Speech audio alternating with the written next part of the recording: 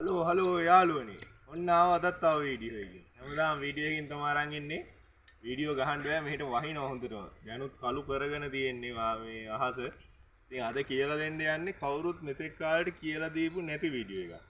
ඒ කියන්නේ ඔයගොල්ලෝ දැකලා ඇති බයිසිකලේ කන්ඩෙන්සර් එකක් එනවා. මම ගොඩක් කට්ටිය කමෙන්ට් දාලා අහලා තිබ්බා මේ කන්ඩෙන්සරෙන් මොකද්ද වෙන්නේ කියලා.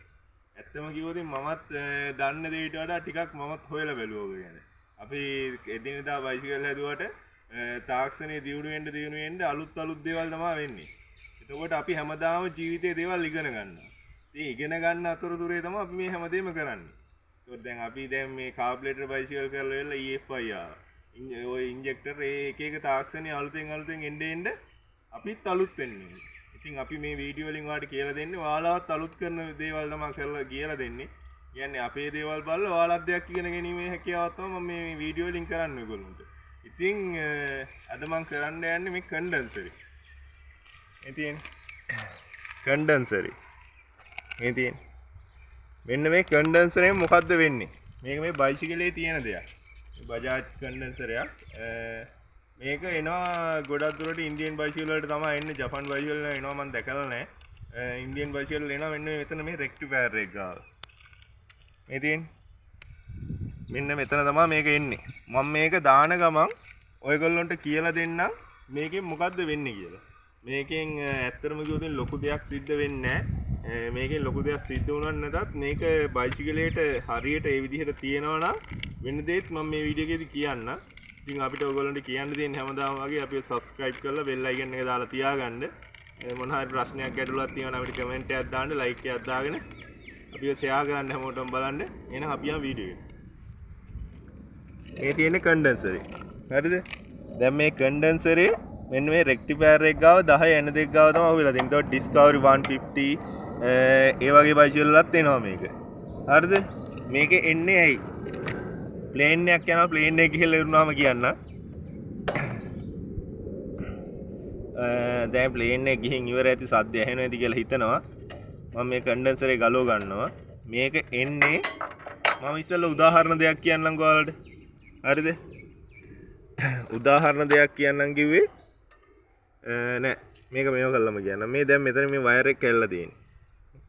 මෙතනින් කැල්ලලා තියෙන්නේ. හරිද? මම අලුත් එකක් තරම් පෙන්නන්න. මේක රුපියල් 650ක් විතර වුණා අපිට. මේ තියෙන්නේ. මේක වයර් එක කැල්ලලා නෑ. මේක කැල්ලලා තියෙන්නේ. මේ වයර් එක මේ ඊයන් තියලා පාස්සල් නෙන්නේ මේක කැඩෙන්න හේතුවක් තියෙනවා. ඒ හේතුවත් එක්ක තමයි අද කියලා දෙන්නේ. හේතුව තමයි මේකෙන් වෙන්නේ දැන් අපි වතුර මෝටරයක් ගමු ගෙදර තියෙන ඔයගොල්ලන්ට හැමෝටම තියෙන වතුර මෝටරය. වතුර මෝටරේ කන්ඩෙන්සර් දෙකක් ඇවිල්ලා තියෙනවා එකක් ඇවිල්ලා තියෙනවා. ඇයි ඒ ඇවිල්ලා තියෙන්නේ? අපි ඩිරෙක්ට් කන්ඩෙන්සරේ නැතුව කරන්ට් එකට ගැහුවොතින් මෝටරේ කැරකෙන්නේ පණ ඇදලා එක්ක කැරකෙන්නේ නැහැ. ඉතින් එහෙම දෙයකට තමයි කන්ඩෙන්සරයක් එන්නේ. ඒතකොට ආයෙ උදාහරණයකට ගත්තොත් ඔයගොල්ලෝ හැමෝම දකින දෙයක් තමයි ටීවී වල කම්පියුටර් වල කන්ඩෙන්සර් ඇවිල්ලා තියෙනවා. මේ වගේ කන්ඩෙන්සර් ඇවිල්ලා තියෙන ඒ තහඩු බ්‍රැකට් එකේ හින්දා තමයි මෙහෙම තියෙන්නේ. කළු පාට කන්ඩෙන්සරේ ඇවිල්ලා තියෙනවා. එතකොට ඇයි කන්ඩෙන්සරයක් එන්නේ? එන්නේ 24 කරන්ට් එක. ඒ කියන්නේ දැන් අපි මේන් කරන්ට් එකේ ඉන්නේ අපි කම්පියුටර් එක පාවිච්චි කරන්නේ. ඒතකොට 24 කරන්ට් එක දැන් අපි සර්කිට් බෝඩ් එකක මේකක් තිබ්බහම සර්කිට් එකට 24 ඕනේ නැහැ. සාමාන්‍යයෙන් 12 හරි එතකොට සාමාන්‍ය කරන්ට් එක 6ක් හරි ඔහොම 6 වෝල්ට් හරි එහෙම ගන්න තමයි. එතකොට මෙයා කරන්නේ කරන්ට් එක 24 අරගෙන පාලනය කරලා ඉවරලා එයාට බෝඩ් එකට ඕන ප්‍රමාණයට කරන්ට් එක මේ පල්ලෙහාට නිකුත් කිරීමක් කරන්නේ. කියන්නේ බෝඩ් එකට ඕන විදිහට මෙයා තමයි කරන්ට් එක පාලනය කරන්නේ. හරිද? එතකොට දැන් මේ බයිසිකලෙන් සිද්ධ වෙන්නේ දැන් මේ කන්ඩෙන්සරේ මේ එන්නේ රෙක්ටිෆයර් මේදී රෙක්ටිෆයර් එකේ ක්ලිප් එකෙන් එන්නේ. එතකොට මේකෙත් සිද්ධ වෙන්නේ බයිසිකලේ 12 ලෝඩ් කරන්ට් එක මෙයා මේ කන්ඩෙන්සරේට අරගෙන මෙයාට ඕන විදිහට නේ බයිසිකලේට ඕන විදිහට කරන්ට් එක බෙදා හැරීමක් වෙන්නේ. කරන්ට් එක ස්ටොක් කරගෙන තියාගෙන ඉඳලා බෙදා හැරීමක් තමයි සිද්ධ වෙන්නේ. මෙතන මේ වයර් එක කැඩෙන්න හේතුව තමයි කරන්ට් එක දැන් මේක තියනවා කියන්නේ මේකට වැඩිපුර කරන්ට් එකක් එන එක ඔයාලා බැටරි සවුත් වෙලා මැගින්ටෝ යනවා. මැගින්ටෝ කරන්ට් එකක් ආපුවාම තමයි මෙතනින් මේ ඊයන් ඩොට් එකෙන් ගැලවෙන්නේ නැහැ වයර් එක ටික කාලයක් යනකොට මෙයාට දරා ගන්න බැරි කරන්ට් එකක් ආවම තමයි මෙතනින් මේක ඔටෝ ගැලවෙන්නේ. හරිද? එතකොට ඔයගොල්ලෝ මේ කන්ඩෙන්සරේ වයර් එක පාස්සන්න යන්න එපා. පෑස්සුර දැන් කන්ඩෙන්සරේ ඇතුලේ තියෙන කනෙක්ටර් ටික පිච්චිලා තියෙන්නේ. එතකොට ඔයගොල්ලෝ කරන්න ඕනේ අලුතෙන් කන්ඩෙන්සරයක් දාන එක. හරිද? මම දැන් මේ කන්ඩෙන්සරේ හයි කරන්න. දැන් මේකේ ඇවිල්ලා තියෙන්නේ අපේ භාෂාවෙන් කියනවා මෝල් ගහක්. ඒ කියන්නේ පර්ණ මොඩල් එකේ විදිහට තමයි වෙලා තියෙන්නේ. මේකට කියන්නේ මෝල් ගහ. මේකෙන් අනිත් පැත්තට ගහන එකට කියන්නේ වංගෙඩිය කියලා. හරිද? ඔකට ඉංග්‍රීසියෙන්ුත් වචන දෙකක් කියනවා. ඉංග්‍රීසි වචන නම් අපි දන්නේ නැහැ වැඩිය. එතකොට දැන් මේකේ ඇවිල්ලා තියෙන මේ ක්ලිප් එක. අපි මේ ක්ලිප් එක මේකට අමුණ ගමු ඉස්සෙල්ලා. හරිද? මම පර්ණ එකේ ක්ලිප් එකේ වයර් එක කපා ගන්නවා. ඊට පස්සේ වයර් එක සුද්ධ කරගමු.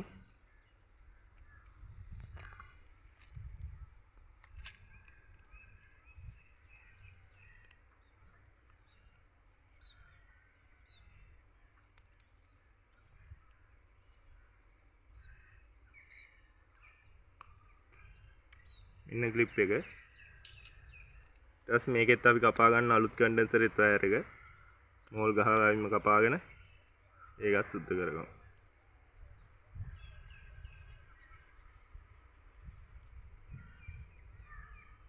right. මෙන්න මේ දෙක තියෙනවා. හරිද? ඊට පස්සේ මේ දෙකේ වයර් එක අමුණ ගන්න ඕන. ඒකට ඔයගොල්ලෝ අමුණ ගන්න එකත් මම කියලා දෙන්නම්. මේ ගොඩක් කට්ටිය දැන් මේක මෙහෙම වයර් එක හොඳට අඹර ගන්නකො. මේකම වීඩියෝ එකෙන් මම ඒකත් ඔයගොල්ලන්ට කියලා දෙන්නම්. මොකද හැමදේම ඉගෙන ගන්න ඕනේ අපි. ගොඩක් කට්ටිය දන්නේ නැහැ. ඉතින් මෙහෙම වයර් එක මෙහෙම තියාගන්න එක්ස් අකුර හැඩයට. තියාගෙන ඉවරලා මෙහෙම එක පැත්තක් අල්ලගෙන ඉවරලා මෙහෙම එක පැත්තකට ඉස්සෙල්ලා කරුකෝ ගන්න. මේ විදිහට. හරිද? ඔය විදිහට කරුකෝන ඉවරලා මේ පැත්ත මේකට කරුකෝන.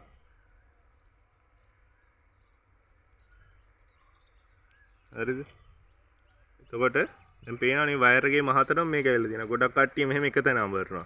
ඊට වඩා මේක තමයි හරි ක්‍රමය. මේකෙදි කරන්ට් එක කොයි වෙලේකවත් දැන් එක තැන මෙහෙම අඹරුවාම මේ උඩ තැන විතරයි ජොයින්ට් වෙලා තියෙන්නේ. දැන් මේකේ මේ වයර් එක බදාගෙන ඉන්නේ. හරිද? එතකොට මේ ක්‍රමය තමයි සාර්ථක. වයරින් කරන තැනකට ගියත් ඔයගොල්ලන්ට බලා ගන්න පුළුවන්. හරියට වයරින් කරන එක්කෙනෙක් මේ ක්‍රමයට තමයි අමුණන්නේ. ඊට පස්සේ අපි ටේප් කෑල්ලක් වයරින් ටේප් කෑල්ලක් ගහගන්න. ටේප් කෑල්ලක් ගහගමු. වෙහි පොදත් වැටෙනවා.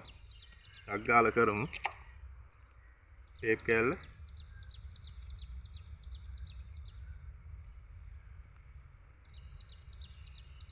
වැහි පිට වැහි 100ක් වැස්සත් ඔයගොල්ලොත් එක්ක මම ඉන්නවා. ඉතින් ඒ හින්දා තමයි වීඩියෝ අරන් එන්නේ. දැන් මෙන්න අමුණ ගත්තා ඒ විදිහට. ඊට පස්සේ ක්ලිප් එක ගහගමු.